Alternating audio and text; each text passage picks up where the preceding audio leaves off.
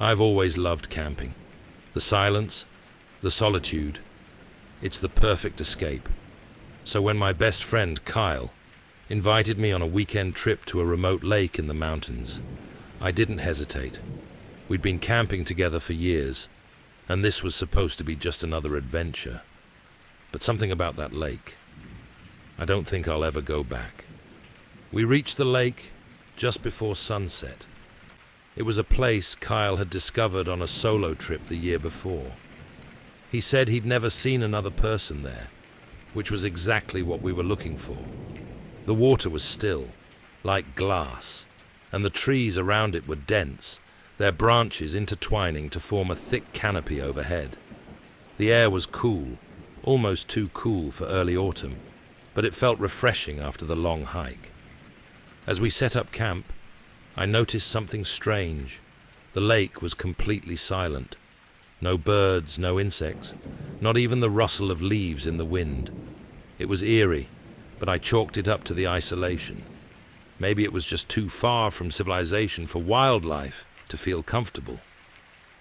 Kyle didn't seem bothered, so I pushed the unease to the back of my mind and focused on building a fire. We spent the evening drinking beers and swapping stories, laughing and reminiscing about old times. By the time the sun dipped below the horizon, casting a deep orange glow across the lake, I'd almost forgotten about the silence. Almost. It wasn't until we settled into our tents that night that things started to feel wrong. As I lay in my sleeping bag, staring up at the canvas of the tent, I realized just how unnatural the silence was. It wasn't just quiet, it was absolute. There was no sound of wind, no rustle of fabric, no distant howl of a coyote. Just nothing. I must have dozed off at some point, because the next thing I knew, I woke up to the sound of footsteps. They were soft, shuffling footsteps, like someone walking barefoot through the dirt. I lay there for a moment, groggy and disoriented, listening. Kyle. Maybe he'd gotten up to pee, but the footsteps didn't stop. They circled around the tent, slow and deliberate, as if whoever or whatever it was inspecting the campsite. "Kyle," I whispered, sitting up and unzipping the tent flap just enough to peek outside. The fire had long since died, leaving the camp in complete darkness. I strained my eyes, trying to see something, anything, but the blackness was suffocating. I couldn't even see Kyle's tent. The footsteps continued, moving away from my tent toward the lake. I didn't know what compelled me to follow them, but before I knew it, I was out of my tent, barefoot and cold, stumbling toward the shore. I called out again, louder this time. "Kyle?" No answer, just that same slow shuffling sound, now coming from the edge of the water. I approached the lake cautiously, the hairs on the back of my neck standing on end. The water, which had been perfectly still earlier, now seemed to ripple, though there was no wind. I stopped a few feet from the shore, my heart pounding in my chest. And that's when I saw it.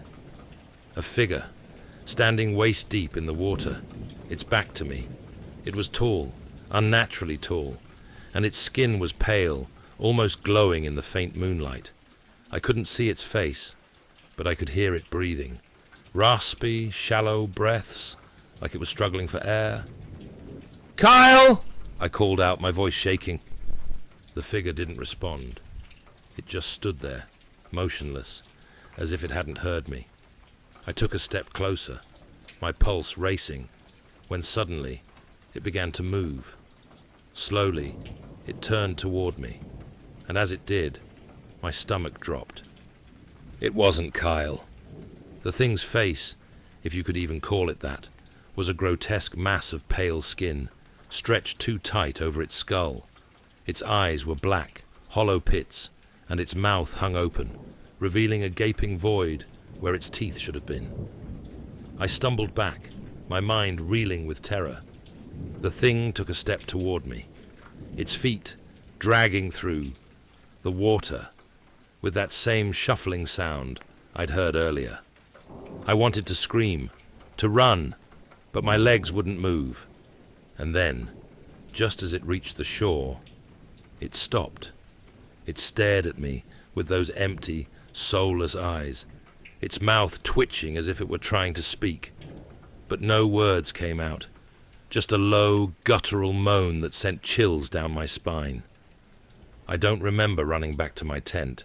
I don't remember grabbing my gear or shaking Kyle awake. The next thing I knew, we were sprinting through the woods, our flashlights bouncing wildly as we stumbled over rocks and tree roots. We didn't stop until we reached the car. Breathless and shaking, we drove back to town in silence, neither of us daring to speak about what we'd seen. I haven't spoken to Kyle since that night. He never mentioned the lake again, and I've done my best to forget it ever happened. But sometimes, late at night, I hear that same shuffling sound outside my window, and I wonder if it followed us. When I agreed to spend a week in a remote cabin in the woods, I thought it would be peaceful. My life had been chaotic lately, and I needed a break. A friend of mine owned the cabin and assured me it was the perfect place to unwind. "You'll love it," he said. "No neighbors, no noise, just you and nature." He wasn't wrong about the isolation.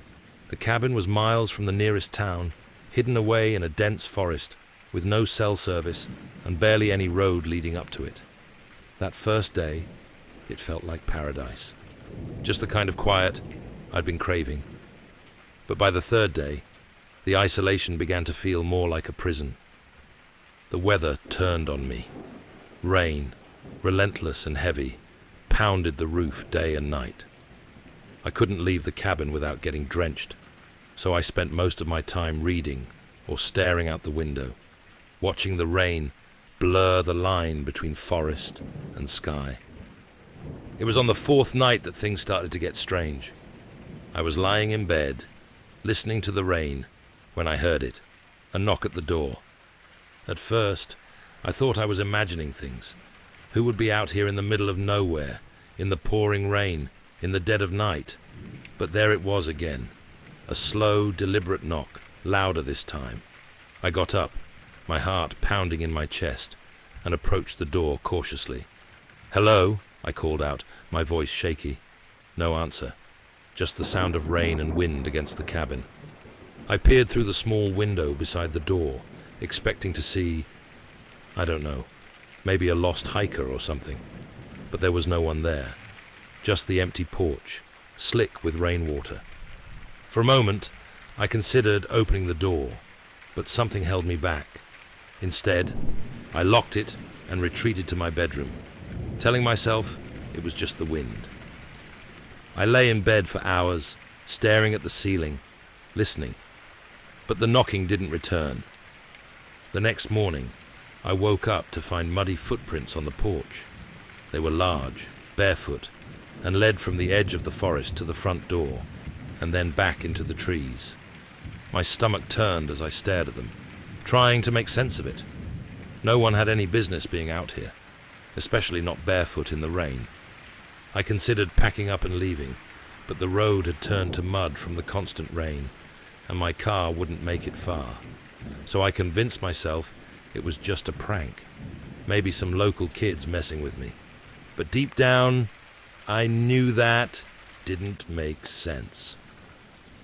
No one knew I was here. That night, the knocking came again. I was in the kitchen washing up after dinner when I heard it. 3 slow, heavy knocks, like someone was using their whole fist to pound on the door. This time, I didn't hesitate. I grabbed the nearest knife and stormed to the door, throwing it open, ready to confront whoever or whatever was out there. But again, there was nothing. No one. The rain was still pouring, the wind howling through the trees, but the porch was empty. I stepped outside, gripping the knife tightly, scanning the forest for any sign of movement. And then I saw him. At the edge of the forest, just barely visible through the sheets of rain, stood a man. He was tall, too tall, with his head slightly bowed, as if he were watching me from under his brow. His clothes were old, tattered, and his skin was pale, almost translucent in the moonlight. I called out to him, demanding to know who he was, but he didn't respond. He just stood there, staring at me. I took a step back, suddenly aware of how exposed I was. The man tilted his head slightly, as if considering something, and then, without a word, he turned and walked back into the woods, disappearing into the darkness. I slammed the door, shut, and locked it, my hands shaking. I didn't sleep that night. I sat in the corner of the room, the knife still in my hand, waiting for the knocking to come again. It didn't. But the next morning, the footprints were back, leading from the forest to the door and then away again. I left the cabin that day. I didn't care about the mud or the rain. I drove as fast as I could, not stopping, until I was back in town, back in the safety of civilization. I don't know who or what that man was, but sometimes, when it rains, I still hear the knocking. Slow, deliberate, like it's waiting for me to open the door.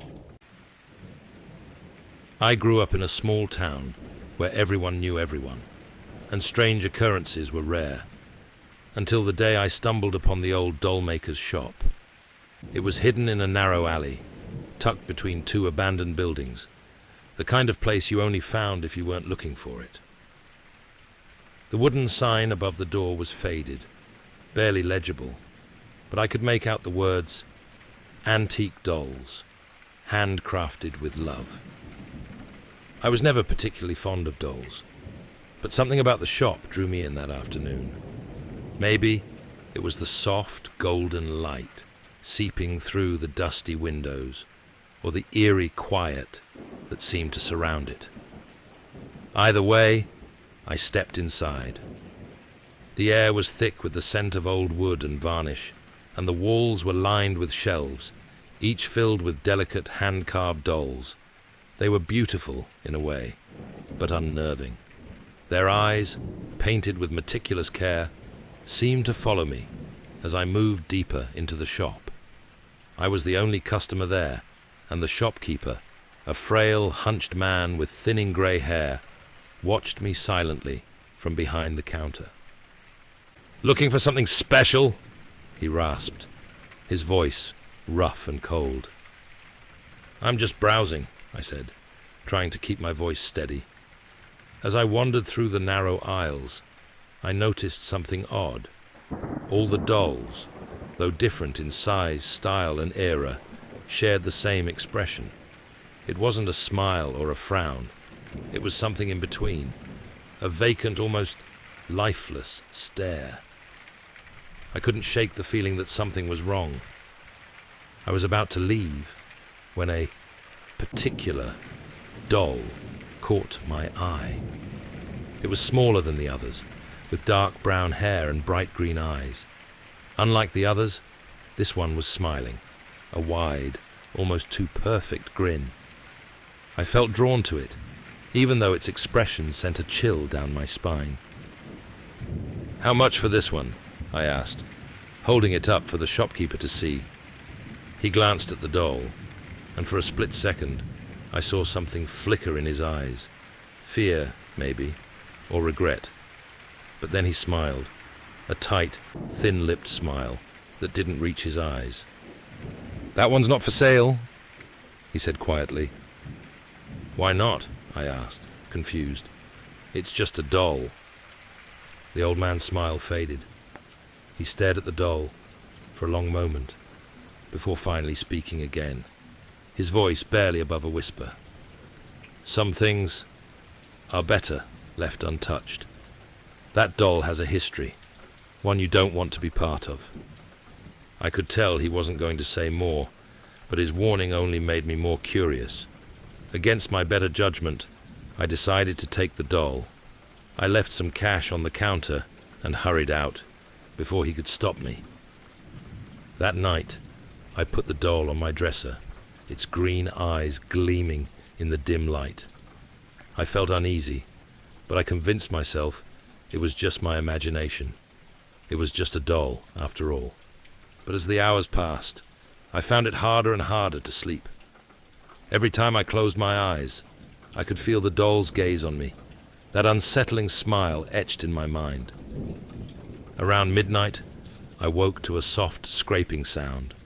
My heart pounded as I sat up, listening intently. The room was still, except for that faint, persistent sound. I turned on the light and froze. The doll had moved. It was no longer on the dresser where I'd left it. Instead, it was sitting on the floor, facing the bed, its head tilted slightly to the side. Its green eyes seemed brighter, almost glowing in the soft light. I jumped out of bed, my pulse racing. I was sure I hadn't touched it. I picked up the doll, its body cold and stiff in my hands, and put it back on the dresser. I told myself it must have fallen, though I knew that was impossible. The dresser was too far from the bed. I tried to sleep, but every creak, every rustle of the wind outside made me jump. I couldn't shake the feeling that I wasn't alone in the room. And then, just as I was beginning to drift off, I heard it again, that soft, rhythmic scraping. I shot up, fumbling for the light, my hands shaking. The doll was gone. This time, it wasn't on the floor. I looked around frantically, my heart pounding in my chest, and then I saw it, sitting in the chair by the window, its head turned toward me, that smile frozen on its face. I couldn't take it any more. I grabbed the doll and threw it into the closet, slamming the door shut. I didn't sleep for the rest of the night. The next morning, I called the shopkeeper, desperate for answers. When he answered the phone, I blurted out everything. The doll moving, the strange noises, the feeling of being watched. There was a long silence on the other end before he finally spoke. "I warned you," he said, his voice filled with sorrow. "That doll, it's cursed. The dollmaker who created it poured too much of his soul into his work. When he died, part of him remained trapped in the dolls he made. And now, they seek companionship." I dropped the phone, my mind reeling. I couldn't stay in the house. I packed a bag and left, leaving the doll locked in the closet. But even now, months later, I can still hear the faint scraping in the night, as if the doll is trying to find its way back to me. I've always loved antique shops. There's something about the way time seems to linger in the air, the way old objects seem to hold on to memories, as if they've seen countless lives and lived through untold stories.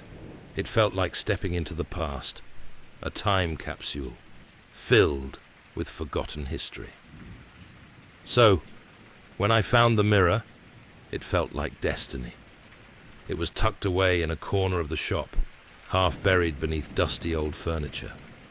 The first thing that caught my eye was the frame, ornate and intricately carved, golden once, but now dulled by time. The craftsmanship was beautiful, and it seemed out of place among the cluttered mess of trinkets and forgotten treasures. I wiped away the dust with my sleeve and stared at my reflection. The glass was foggy, slightly warped, as though it had aged along with the frame. But there was something about the mirror that drew me in, something that made it feel special.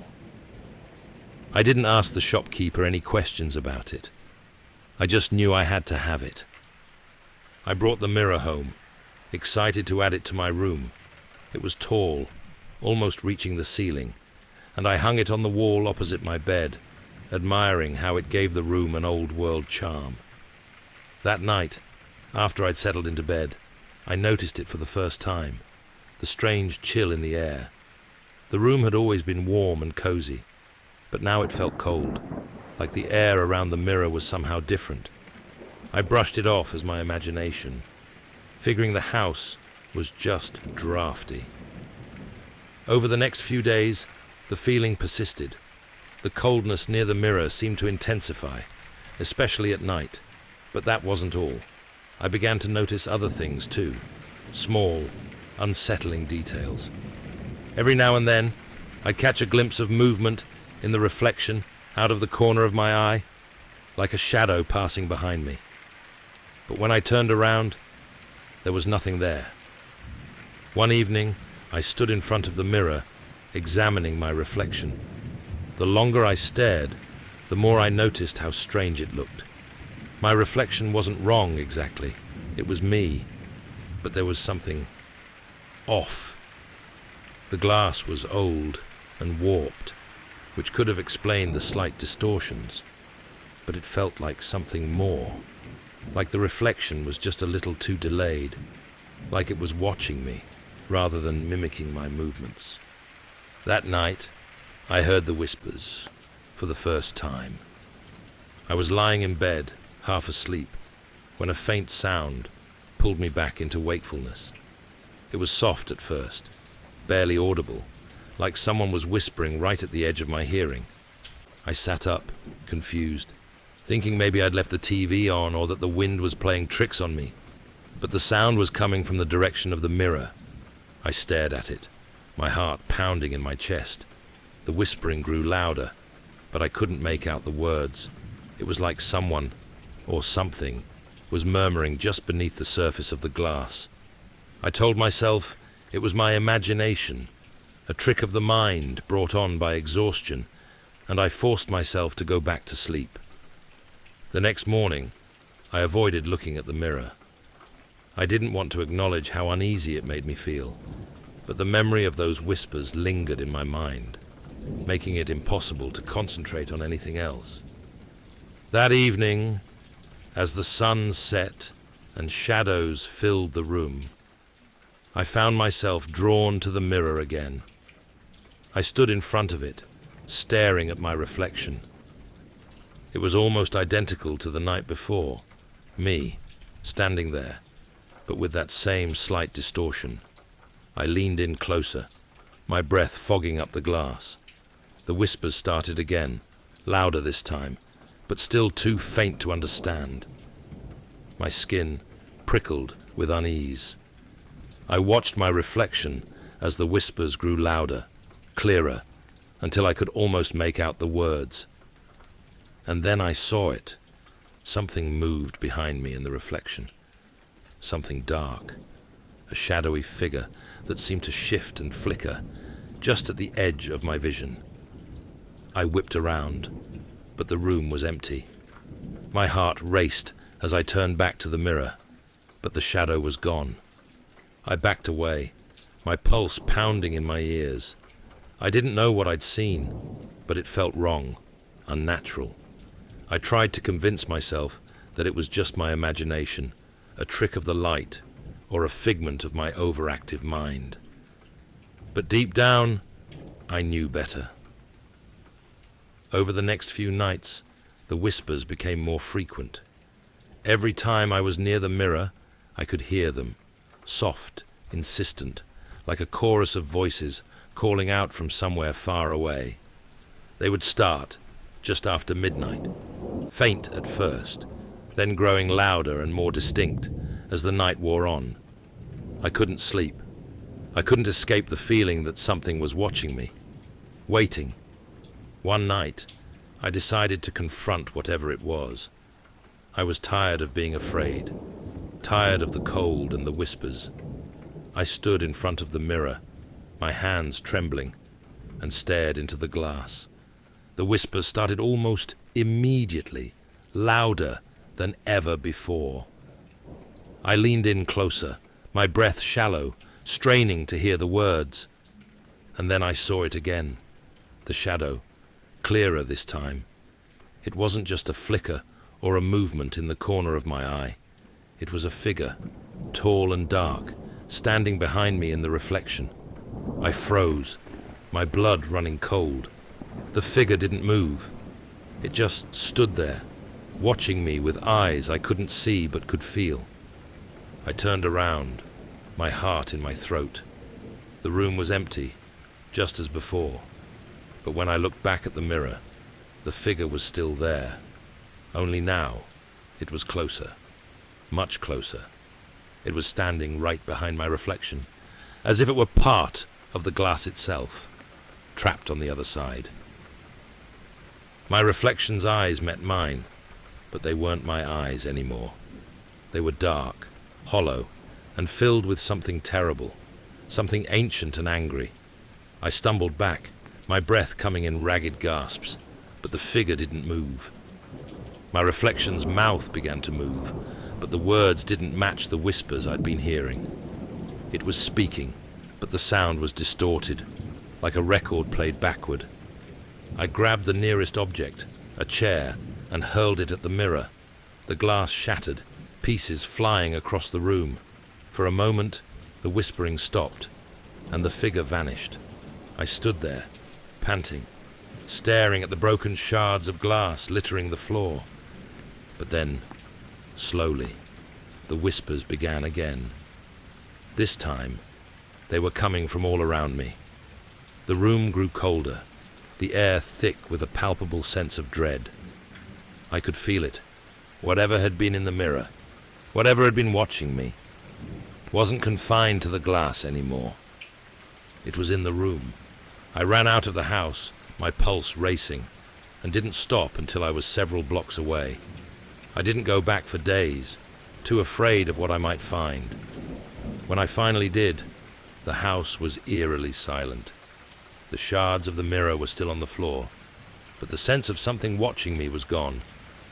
I thought I'd gotten rid of it, that shattering the mirror had broken whatever curse it held. But even now, months later, I still hear the whispers sometimes, faint and distant, just at the edge of my hearing. And when I close my eyes at night, I can still see the shadowy figure standing just behind me, waiting in the darkness. I haven't owned a mirror since. I never intended to return to Black Hollow. It was the kind of place that haunted you long after you'd left, the kind of place that you only visited in nightmares. But when my childhood friend, Derek, called me out of the blue after 15 years and invited me back for a weekend at his family's old cabin, something in me couldn't resist. Maybe it was nostalgia, maybe it was curiosity, or maybe it was just the eerie pull that Black Hollow had always had over me. The cabin was exactly as I remembered it, nestled deep in the woods, with its wooden beams and stone foundation blending into the thick forest that surrounded it. The trees were tall and dense, blocking out most of the sunlight, and the air was thick with the smell of pine and damp earth. As we approached, a cold wind cut through the trees, making the cabin's windows rattle like they were shivering from the cold. "You've really kept this place looking good," I said to Derek as we pulled our bags from the car. He grinned. "It's my dad's legacy. I couldn't let it rot."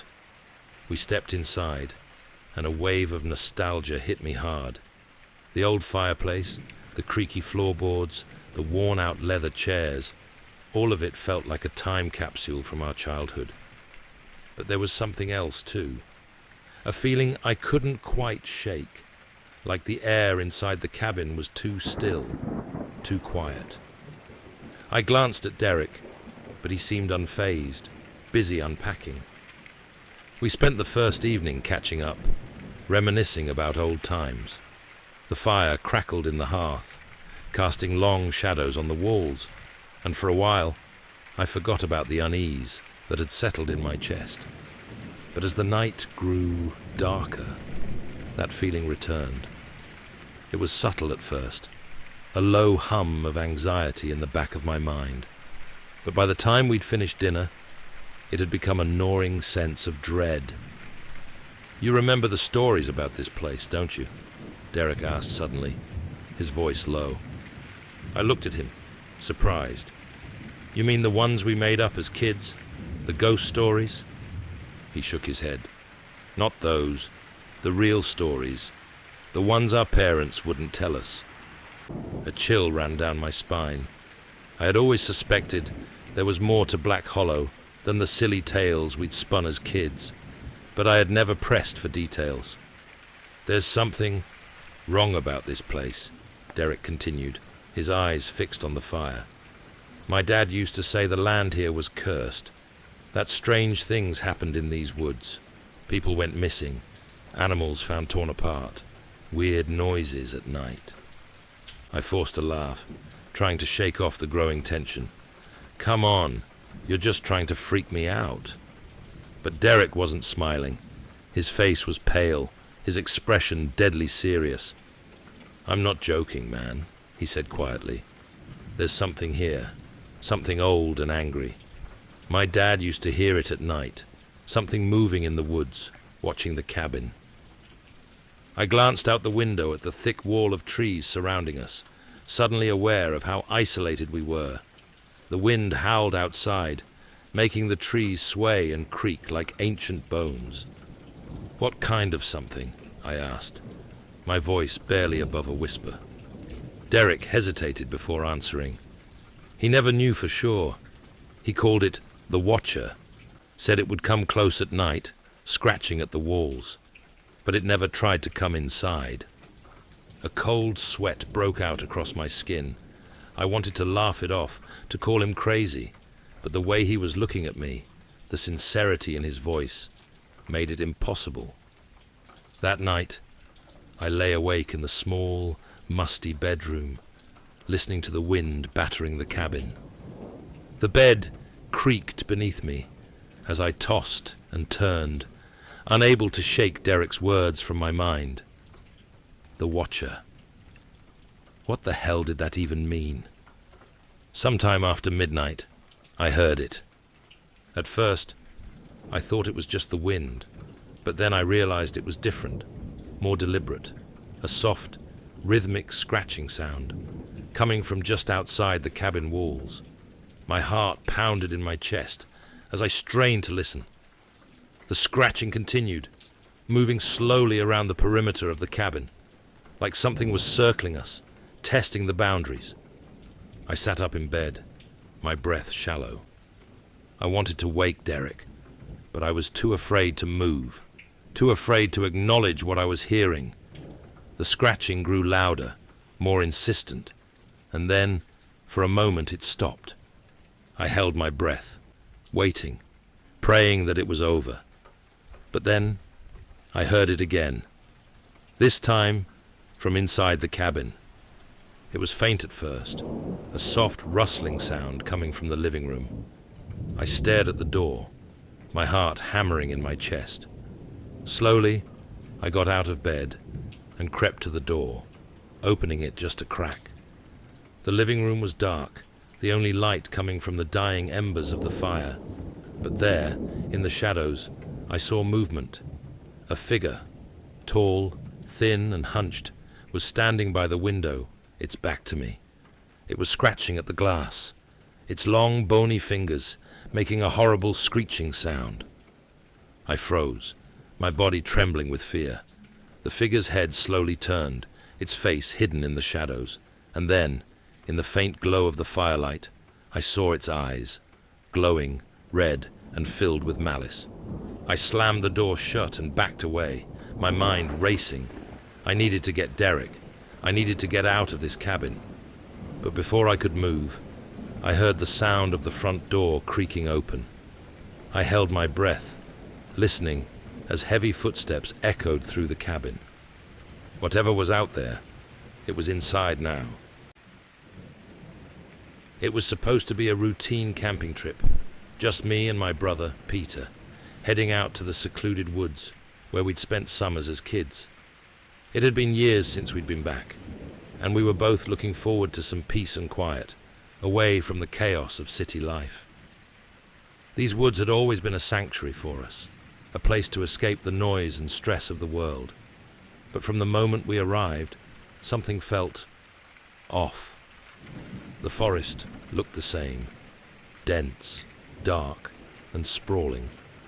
But there was something wrong with the air. It felt heavy, like it was pressing down on us, weighing on our lungs.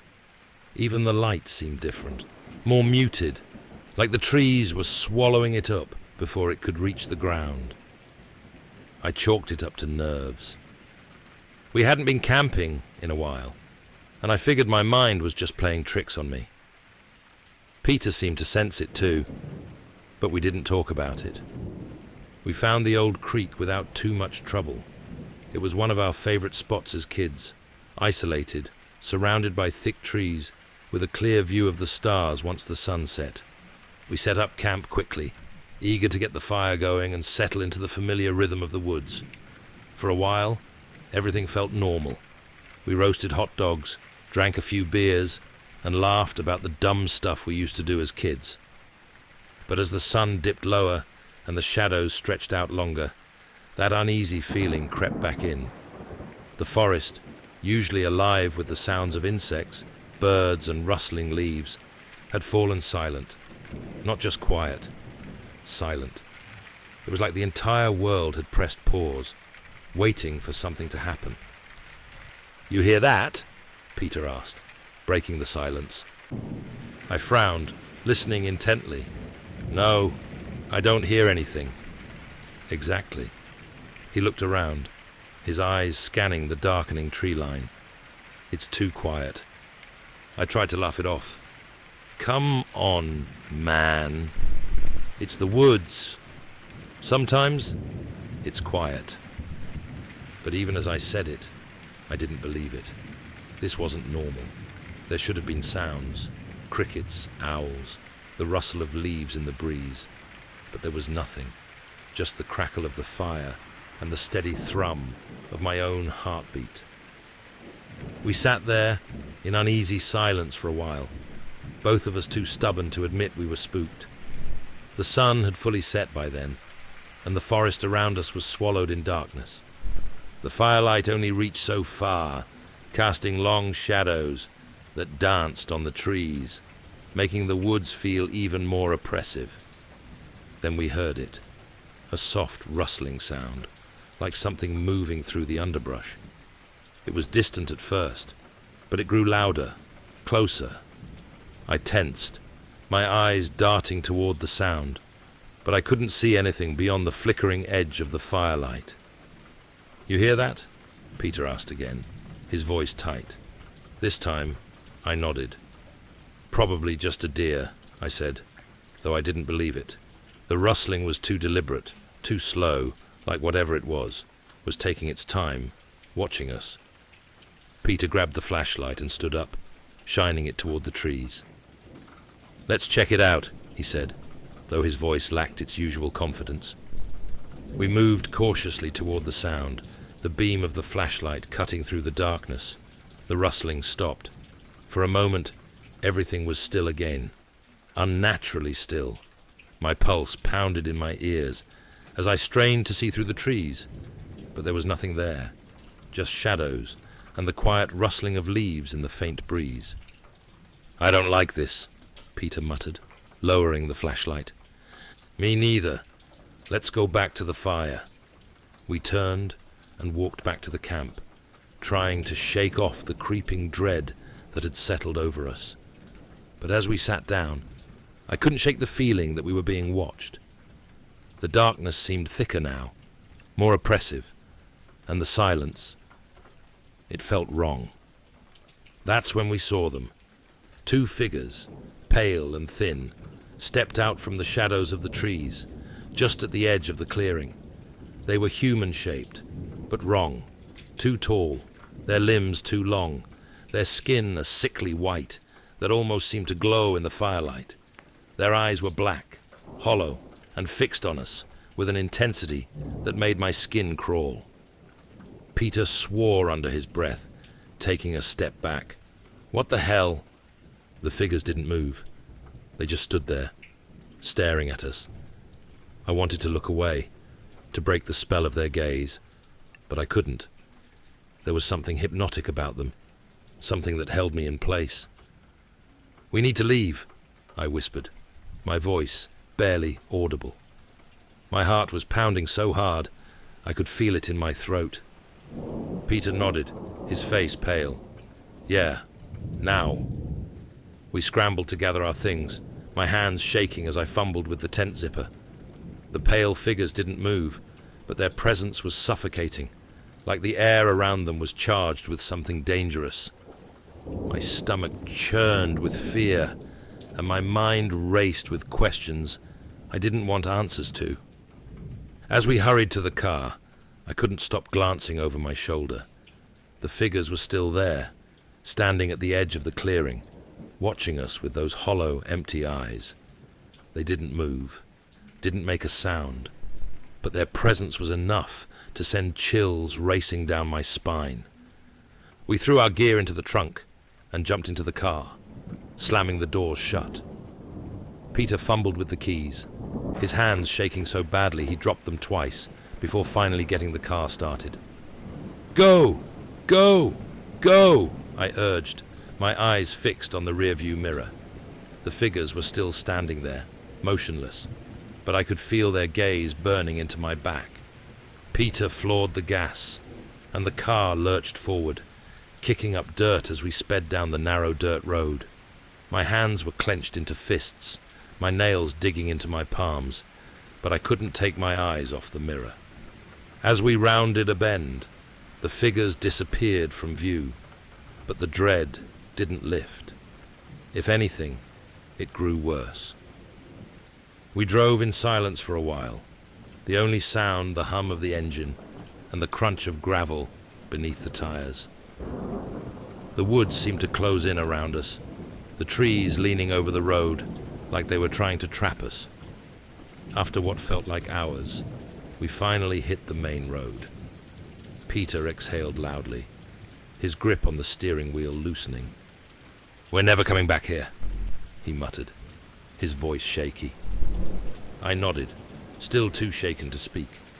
But as we drove further away, something caught my eye in the side mirror, a flicker of movement just behind the car. I turned in my seat, my heart hammering in my chest. There, standing at the edge of the road, were the pale figures.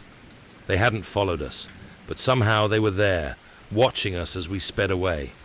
I didn't sleep that night, or the night after.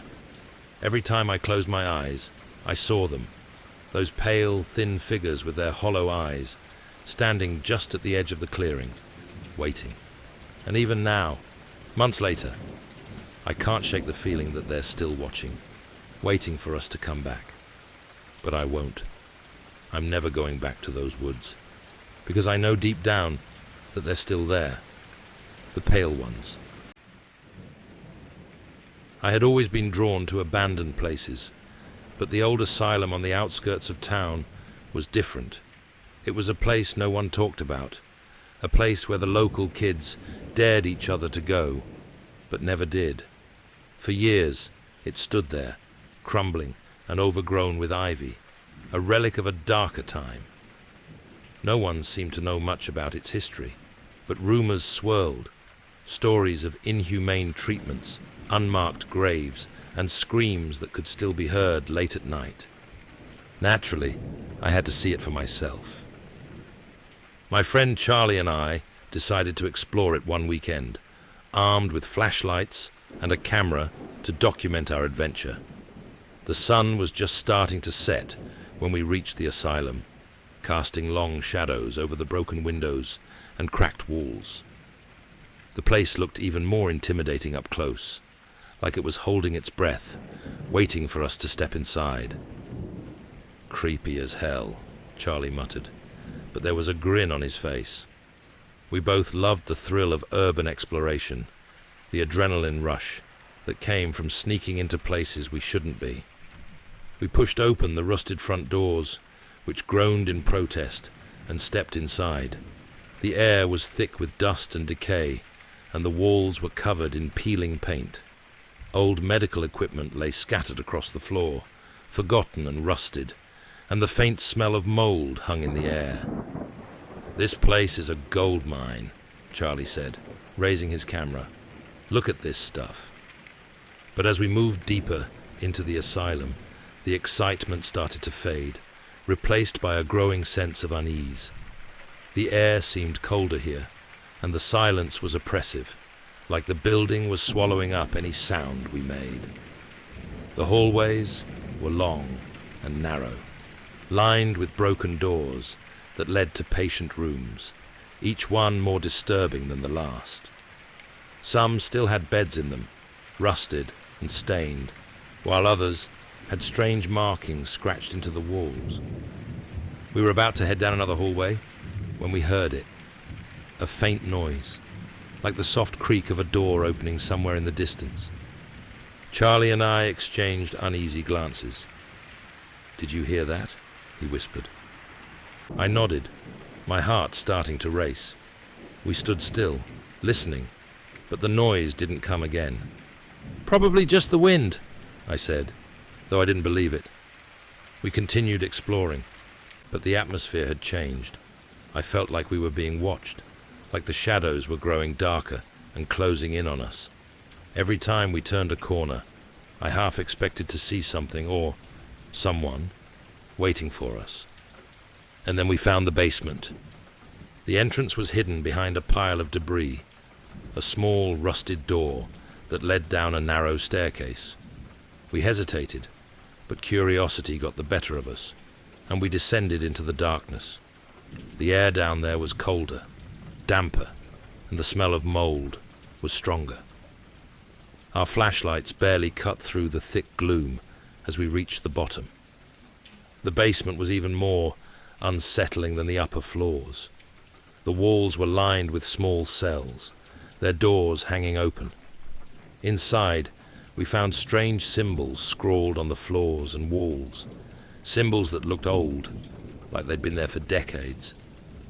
Chains hung from the ceiling in some of the rooms, and I shuddered to think what they might have been used for. "This place gives me the creeps," Charlie whispered, his voice shaky for the first time. I was about to agree when we heard it again, that soft creak of a door, closer this time. "Who's there?" I called out, my voice echoing down the hallway. Silence. We stood frozen, listening, but all we heard was the sound of our own breathing. "Let's get out of here," Charlie said, turning back toward the stairs. "This place is messed up." We hurried back up the stairs, my heart pounding in my chest. But as we reached the main floor, I froze. The front door, the one we had left slightly ajar, was closed. I was sure of it. Charlie saw it too. "Did you close that?" I shook my head, a knot of fear tightening in my stomach. "We need to go," I said, my voice barely above a whisper. But before we could move, we heard the door creak open behind us. Slowly, agonizingly, it swung inward, revealing the dark hallway beyond. And standing in the doorway was a figure, pale, with hollow eyes and a twisted, skeletal frame. It stood motionless, watching us, its breath rattling in the silence. We didn't wait to see what it wanted. Charlie and I ran, bolting for the back of the asylum, our footsteps echoing in the empty halls. I didn't dare look back, but I could feel it behind us, its presence pressing down on us like a weight. We burst through a side door and into the night, gasping for breath. The asylum loomed behind us, dark and silent once more. But as we raced back to the car, I couldn't shake the feeling that we hadn't escaped, that whatever was inside the asylum was still watching us, waiting for us to come back. And I knew, deep down, that it wouldn't be the last time I saw it. When I first moved into the apartment on Weaver's Lane, I was drawn in by its old-world charm. The street had a quiet, forgotten feel to it, with its narrow sidewalks, faded brick buildings, and trees that had been growing there for decades, their roots cracking the concrete beneath them. The apartment itself wasn't much, small, with creaky floorboards and drafty windows, but the rent was cheap, and I liked the idea of living in a place with some history. The neighbors kept to themselves. I'd nod to them as I passed, but they never said much. only offering brief, forced smiles as they shuffled inside their apartments. I figured they were just the quiet, private type. I didn't mind. I wasn't looking for new friends. I just needed a place to get away from everything. A fresh start after a rough couple of years. But from the first night, something felt off. It started with the noises. As I unpacked boxes in my living room, I heard footsteps outside my apartment door. Slow, deliberate, like someone was pacing back and forth in the hallway. At first, I didn't think much of it. Maybe a neighbor was restless, or someone was moving around late at night. But when I opened the door to check, the hallway was empty. I shrugged it off, but the uneasiness lingered. The building was old, probably just creaky. I went back to unpacking, though I couldn't shake the feeling that something was out there, watching. The footsteps returned that night while I was lying in bed, this time louder, more distinct. They stopped just outside my door, and then I heard a soft knock. I shot up in bed, my heart pounding. I stayed frozen for a moment, listening to the silence. The knock didn't come again. Slowly, I got out of bed and tiptoed to the door, peering through the peephole. Nothing. The hallway was completely empty, just like before. I stood there, my eye pressed to the peephole, waiting, but no one appeared. After a few minutes, I locked the door and went back to bed, but sleep didn't come easily. The next morning, I brushed it off. It was probably just my imagination, heightened by the fact that I was still getting used to the place. I went about my day, but the strange feeling of being watched never fully left me. The building was eerily quiet, too quiet for a place with so many tenants. There were no sounds of TVs blaring, no conversations drifting through the walls, just an almost oppressive silence that seemed to press down on me. That night, the knocking returned. It was soft at first, almost timid, but persistent. Then the footsteps again, slow, deliberate. I lay there, frozen in bed, listening. This time the knock was louder, more forceful. I didn't get up. Something deep inside me told me not to answer the door. Instead, I pulled the covers over my head, my heart racing as the knocking continued. Eventually, it stopped, but I didn't sleep at all that night. The next morning, I decided to talk to my landlord, Mrs. Harlow, an older woman who lived in the unit above mine. She had a reputation for being a bit eccentric, but I figured she'd be able to explain the strange noises. When I brought it up, though, her reaction was unsettling. "The noises?" she repeated, her voice suddenly quiet. She looked down at her hands, wringing them nervously. "You've heard them?" I nodded. "Yeah, it's been happening every night. Footsteps, knocking. It's kind of freaking me out." Mrs. Harlow's face paled. She glanced around, as if to make sure no one was listening. "It's nothing to worry about," she said quickly, forcing a smile that didn't reach her eyes. "Just the building settling. Old buildings like this. Sometimes they creak and groan. You'll get used to it." Her words didn't comfort me. In fact, they made me feel worse. There was something she wasn't telling me. Something that made her uneasy. But I didn't push her. Instead, I nodded and thanked her, though the pit in my stomach grew heavier as I walked away. That night, the footsteps came again, but they were louder this time, closer. The knocking returned, more insistent, like someone or something was determined to get inside.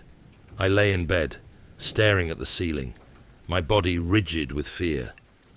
Then, the whispers started. They were faint at first, barely audible, like someone was speaking just on the other side of the wall. I couldn't make out any words, just the soft, insistent murmur of voices, rising and falling in an eerie rhythm. I sat up in bed, straining to listen, but the whispers seemed to come from all around me, as if the walls themselves were speaking. Suddenly, there was a loud bang, something slamming against the wall in the hallway, followed by a scraping sound, like nails dragging across wood. My heart was in my throat as I stumbled out of bed, rushing to the door. I hesitated before opening it, fear gnawing at my insides. But when I finally did, the hallway was empty. That's when I saw it. At the end of the hallway, just barely visible in the dim light, was a door I hadn't noticed before.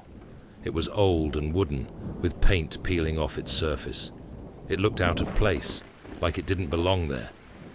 I stood frozen, staring at it, trying to remember if it had always been there. But I couldn't. And then the door creaked open, slowly, revealing nothing but darkness beyond. I should have turned back. Every instinct screamed at me to get back inside, to lock the door and never come out. But something pulled me forward. Curiosity, fear, I don't know what it was. I stepped toward the door, my legs trembling with each step. As I got closer, the air grew colder, almost suffocating, and the whispers became clearer, though I still couldn't understand them. I reached the door, peering inside. The room beyond was small and dimly lit by a flickering light bulb hanging from the ceiling. The walls were lined with photographs, old yellowed photographs, some of them curling at the edges. My breath caught in my throat as I stepped inside for a closer look. The people in the photographs were standing in this very hallway, but their faces were twisted in expressions of terror. Some of the photos were old, the people dressed in clothing from decades past, but others were more recent. The most recent photo was of a young woman, her face gaunt and her eyes wide with fear. I felt a chill run down my spine as I stared at her. Then I saw the last photograph on the wall. It was of me. I stumbled back, my heart hammering in my chest. The photo was crystal clear. Me, standing in the hallway, staring into the open door, just as I had been moments before. My mouth went dry, and I turned to leave, but the door slammed shut behind me with a deafening bang. The whispers grew louder, filling the room, and the light bulb flickered violently before going out entirely. I was plunged into darkness, the air thick with the sound of voices I couldn't understand. I backed up against the wall, feeling for the door, but it wouldn't budge. Then, from the darkness, I heard it, footsteps, slow and deliberate, moving toward me. I froze, my breath catching in my throat. The footsteps stopped just in front of me, and the whispers grew louder, more frantic. And then, a voice spoke directly into my ear, clear as day. "You shouldn't have come here." I screamed and pounded on the door, desperate to escape. After what felt like an eternity, it finally gave way, and I stumbled out into the hallway. The air outside was heavy, oppressive, and I felt the weight of unseen eyes on me as I rushed back to my apartment, slamming the door behind me. I didn't sleep that night. I didn't sleep for many nights after that. The next morning, I packed up my things and left Weaver's Lane for good. As I drove away, I glanced back at the old building in my rearview mirror.